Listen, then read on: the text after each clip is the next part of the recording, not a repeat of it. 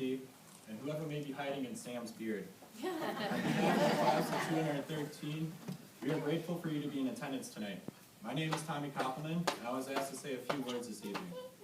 2 years ago, I came to this school from a small community college in north central Wisconsin to study respiratory care, and I'm honored to be speaking to you this evening.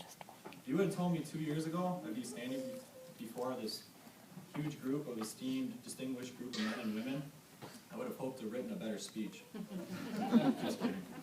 I'm honored to have had the chance to study and attend the University of Minnesota at Rochester with the Mayo School of Health Sciences, and to have been taught by some of the greatest professors in the field of respiratory care.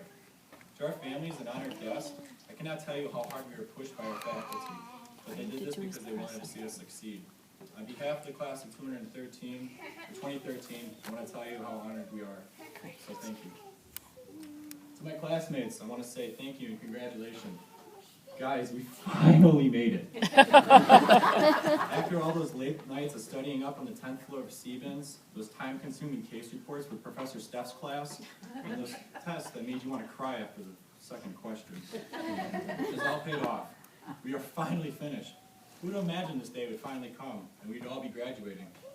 I'm not sure about you guys, but I've been counting down the days since the first day we got here. The last 2 years have been full of wonderful memories. From the late nights studying at Stevens, where Sam would be blaring all sorts of music, ranging from classical to techno, occasionally a little Celine Dion and Village People from or our recent trip to the Kalahari in the Wisconsin Dells, where we were all in bed by 7 and attended every single conference. Right, guys? Or when our professors decided to put a blanket in the microwave so they'd have a blanket to warm up with, but ended up setting it on fire. We won't talk about any of those memories today, though. Many people say college was the best years of their lives. Taking DEF exams where each question had 4 right answers and living in a sleep-deprived state for the last 2 years are the best years of our lives, there's something seriously wrong with us. Upon reflection, though, I now understand that it's not the long, grueling years of homework and projects that people are talking about. It's the memories they were made in college and the people who they met over the past 2 years to make up some of the best years of their lives. When I look back at the memories we shared together as a class over the past 2 years, it will always bring a smile to my face. I remember sitting in class joking around with Sam and David while Vanessa and Professor Steph tried to teach, but couldn't hold back the laughter. Or when Brianna, Hannah, and Stephanie used to talk in British accents just to break the monotony of our studies. I even learned to like lute music from when Hassan would play for us at a few grill-ups we had together, which is a long way from Nirvana and Green Day and the music I'm used to. Or I'll remember listening to Susie correct and point out every punctuation error we made on a project, which helped me. Believe me, it helped me. It made many of our presentations we gave a lot better. I'll remember all our efforts in winning Spuna Bowl and finally this whole last week. All those memories are more important to me than our accomplishments over the past 2 years. And what I mean by most important is it reminds me of the activities that we've done together and the accomplishments that we've experienced together. And how you made me a better person and how we made each other better. All of you are so talented, and I am honored to have been with you the last 2 years. David and I often ask each other a question, is why are we still here, how did they pick us, and how did we get in with such a talented group of people? I got that answer a few weeks ago when writing the speech and watching each and every one of you in clinical and in class. The answer is that you are all inspiring people who love life and live life to the fullest each day. These characteristics carry over to the way that they care for their patients. When we are in clinical, we work with some very ill and worried people. I have seen how all of you act and how freely you give to all your patients. Your smiles show it, and I can see how in your service to others you are receiving far more than what you are giving. It's not just in some of you, but in all of you. When we see people who appear to be carefree and loving, and giving of themselves, and in living freely for others, it inspires others to do the same. That is what makes you great, and it is what I admire about you. It is said that admiration precedes imitation, and I hope I can imitate all of your best qualities in my care. As a class, we enjoy having fun and laughing so much that it's contagious. It rubs off on patients that we see and treat, and that in turn makes them feel better and figure out their illness for a little while. Looking back over the past 2 years, we cannot forget about the people that have helped us and where we are today. Michelle, you're awesome. For those of you who do not know Michelle, Michelle practically runs this. She's the secretary for our program. If we had any questions, we'd go to Michelle. If we had any problems that we had to complain about, we'd go to Michelle. And if someone had to post bail for us, we would probably call Michelle. She also knows how to fix all our clinical logs and time entries in Data Arc, a problem which many of us still faced last week. So on behalf of the senior class, we thank you, Michelle, for all the hard work that you've done for us over the past 2 years. Brian.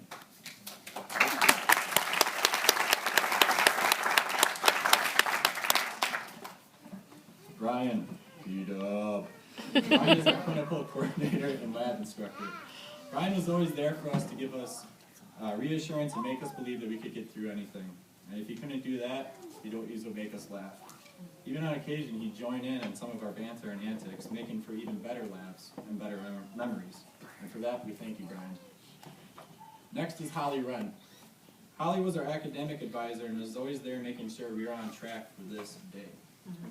Holly was a very busy person, but she always made time to hear all our stories and hear all the progress that we've done over the years. So for that, Holly, we thank you.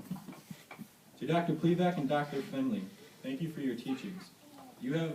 Thank you for your teachings you have bestowed upon us, for taking time out of your busy schedules and teaching us. Over the past 2 years, you two are by far the best physicians we have ever interacted with, and we thank you for everything you have done. I want to thank all our clinical instructors that are in the audience tonight, and those who cannot make it. Thank you for teaching us and putting up with us over the past few years. I know that if you had some of us, it was a bit of a challenge, particularly if you have David or myself. Jeff, you are a great teacher and professor. Your tests always pushed us to our limits and challenged us to do better. You saw the potential in all of us and pushed us towards success. You went above and beyond the call of teaching and taught us at a level that was informative and fun for us as well. So Jeff, on behalf of all the seniors, I want to say thank you. Thank you for all the lessons and teachings you have bestowed upon us over the last 2 years. Finally, our program director, Vanessa. She's always there to motivate us, challenge us, and kind of critique what I was wearing and making sure that I was Mayo approved to all events. But in all seriousness, we thank you guys for giving us this opportunity to be taught at this prestigious institution, the Mayo Clinic with the University of Minnesota at Rochester. I want to say thank you for everything that you have done.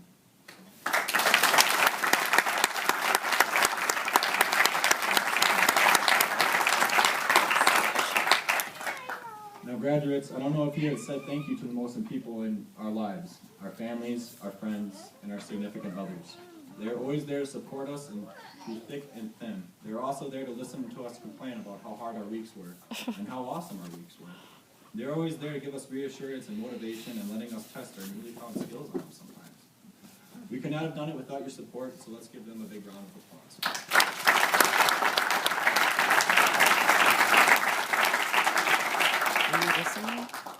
Lastly, I want to say thank you to my classmates. This class was a special class in that we supported each other day in, day out. When one failed, we all felt the failure. When one triumphed, we all triumphed. I don't think I could have gotten through the past 2 years without any one of you. So I thank you all for being there for me, and I wish you the best with your academic and professional careers, wherever that may be and wherever you may go. I know each and every one of you will raise the bar and inspire others to imitate your efforts, which will make the world a better place. So good luck and congratulations, class of 2013.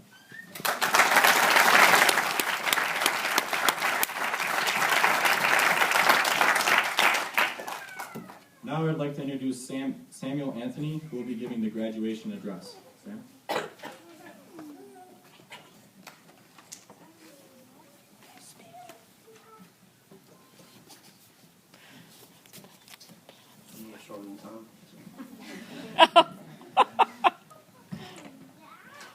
Esteemed guests of honor, faculty, family, and friends of the graduates, ladies and gentlemen, the Mayo School Health Science Class of 2013. Thank you all for joining us today to commemorate this special occasion. Having family and friends present to help celebrate an accomplishment makes the event all the more memorable. I'd also like to thank the faculty and teaching staff. Without you, when I say you've helped ensure that we not only graduate, but we also come away with this experience forever changed, and for that we are forever grateful. Looking back now, I can only remember one thing on day one of respiratory therapy school. That remembrance was one of our instructors, Jeff Ward, saying a quote from St. Francis of Assisi that goes, "He or she who works with their hands is a laborer. He or she who works with their hands and head is a craftsman. He or she who works with their hands, head, and heart is an artist. Later, he paraphrased and said, to be a respiratory therapist, you must be a scientist and an artist. To be completely honest, I was skeptical on the artisan part, but over the last 2 years, I've come to understand exactly the wisdom he was expressing. Patients don't care about GPAs or test scores. They care about what you do and how you take care of them. You may wonder how our school has made us both scientists and artists. The science came from the seasoned instructors, world-renowned physicians, cutting-edge research, and high-tech simulation centers. The art came from the key difference in our program. Our program, unlike many others, has us seeing and treating patients during the first semester. A lot of our education comes from all of you sitting here in the crowd. But we can't forget how much we learned from the trauma, medical, surgical, and pediatric ICU beds at St. Mary's Hospital. Teaching someone both art and science at the same time is somewhat of a symbiotic effect. Doing one without the other would lead us yearning for more to fill that void. Another great benefit of attending such a fine institution is we get to work with both run-of-the-mill patients and those who knows what's wrong with them to send them down to Mayo patients. Because we see a variety of patients here, we've been armed with an arsenal of treatment modalities. That's the scientist talking there. In the classroom, we learned about Guillain-Barré, myasthenia gravis, spontaneous pneumothorax, and postural orthostatic tachycardia syndrome. What makes us better artisans, though, is that we had the opportunity to treat people with these rare conditions. We've come to realize in the last 2 years that even though many others carry the same job title as respiratory therapists, few have had the privilege of learning in the manner that we have. The education we received was great, but it wasn't to teach us how to think. We already know how to think. That's partly why they chose us for this program. The education is more about the choice of what we think about. We're taught to use critical thinking skills in a fast-paced environment in a manner that's conducive to the patient's needs. To do this successfully, we need to stay alert and attentive. We need to learn how to exercise control of how and what we think. We can't just think, though. We must act. We must get busy. We must find our respective inspiration and passion. We must stand up, get out, explore, and find the nearest metaphorical mountain and climb it. Keep that in mind when we climb this mountain. It should be so we can see the world, not so the world can see us. Climb that mountain with your patient in mind. Being a scientist and artisan has taught us selflessness is the key to the only door that needs opening. So you see, we're not special. Everyone is. It's not the mountain we conquer, it's ourselves. Climbing mountains, or anything for that matter, comes without some form of difficulty. Whether you're doing a clinical study, scientific experiment, or sculpting a statue from rock, there are variables you cannot account for. Patient results don't come out the way you want, the right bacterium doesn't grow or die, or the homogeneity of the rock that leads to a bad cut. As you gain experience, these variables and differences become less distracting, especially when you start to fight them and instead try to work with them. As you can see, our graduating class is quite the mixed bag. Even though we have different viewpoints on just about everything, we learned early on that when we work together, we can accomplish more than we could ever do on our own. Even with all of our differences, there are some things that do bind us. We have some commonalities, one of which is we're about to receive this highly prized diploma.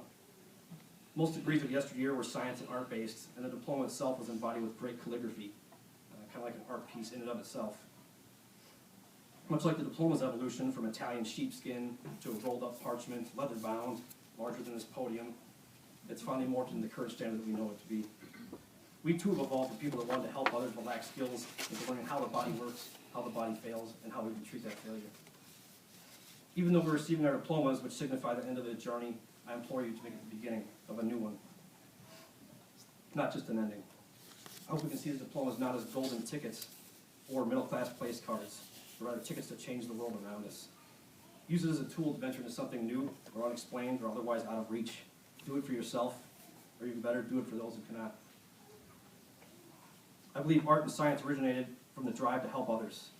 Science has become to human evolution, central to human evolution, because it's used to understand the world around us, so humanity can live and thrive better. Art allows humanity to enjoy the fruits of labor, a treat for all the senses.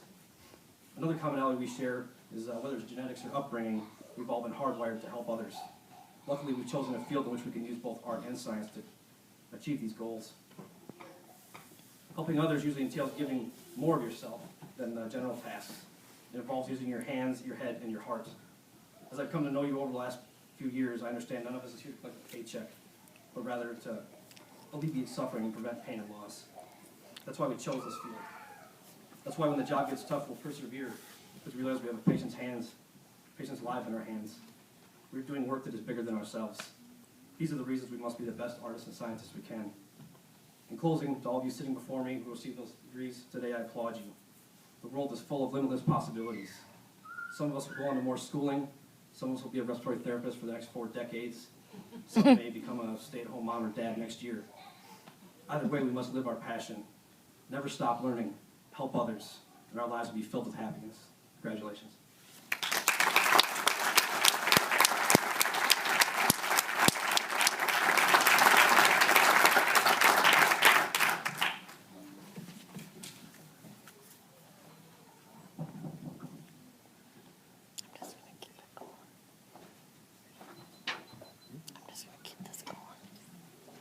Now for what they've really been waiting for. Their degrees. I'd like the graduates to stand up.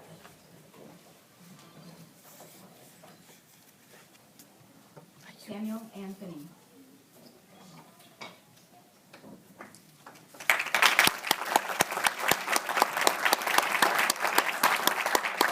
Can you take a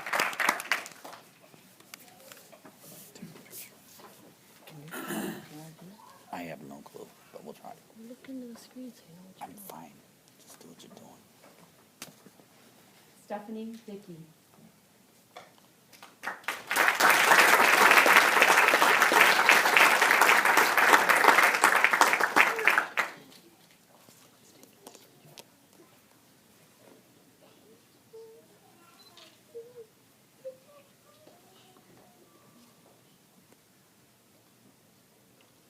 Suzanne Kent.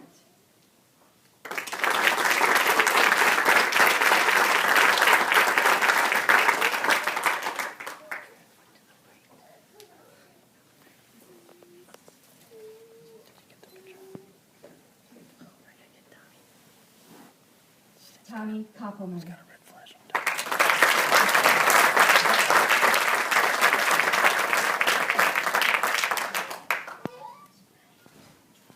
It's too dark, but that's okay.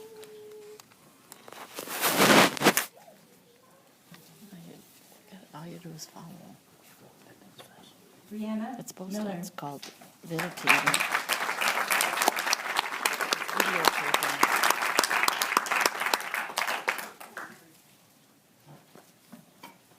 It's videotaping that does that.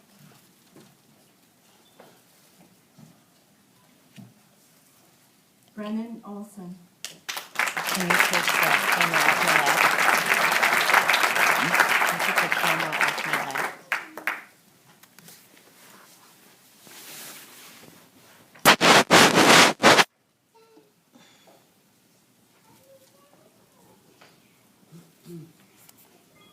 This way then he can show his brothers. Hannah Plantenberg.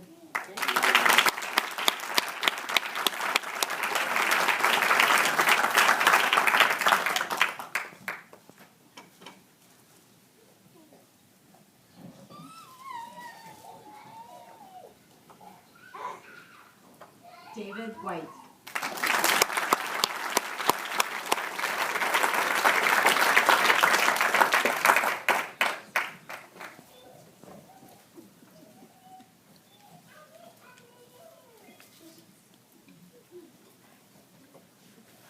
And now I want to introduce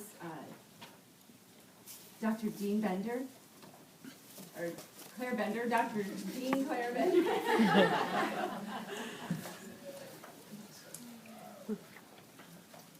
Oh, good afternoon, everyone, and welcome to the Mayo Clinic. Congratulations. And tomorrow you get the second part of the graduation. I'm so deeply proud of you. As Dean of the School of Health Sciences at the Mayo Clinic in the College of Medicine, I'm here to assure not only the graduates, but you, their loved ones, families, friends, and faculty that they have met the qualifications, met and achieved the qualifications to graduate from the respiratory care program in 2013. And as you heard earlier tonight about the grueling, intensive coursework, and yes, they do study and have studied at night, they have hit the mark and have made all of us very proud. You've heard tonight not only about the role models of the extraordinary faculty, their teachers that they've participated in the last couple of years.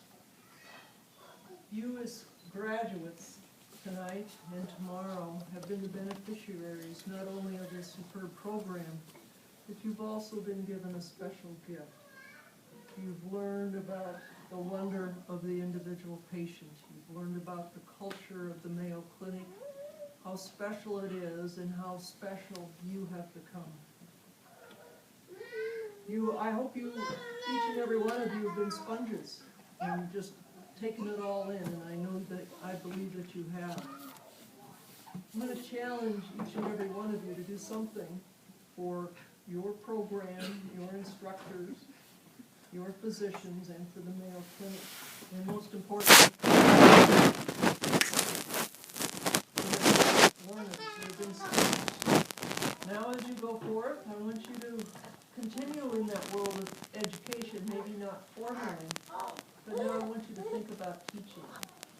Teaching your patients, teaching your patients' families, teaching your college, your peers, and teaching others part of your healthcare too, and I know you will because you're bright and you have excelled.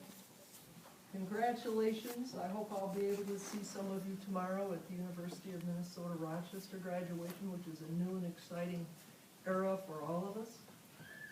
You have performed exceptionally well. Thank you for selecting Mayo.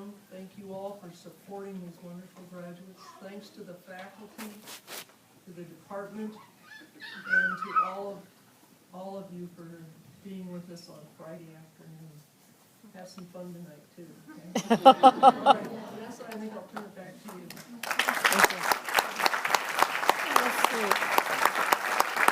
I'm just gonna keep it going since it's cute. I mean, this is neat to have. In closing, before the graduates march out, I just want to invite everybody over for a light reception in the Hagee Atrium, which we have just out and to the right. We'll have a nice reception over there where we can sit down and visit a little bit more and get to maybe the faculty can meet some of the families. So I just want to invite everybody over to Hagee Atrium. And if there's any questions, we kind of have people outside the doors to help direct everybody over there.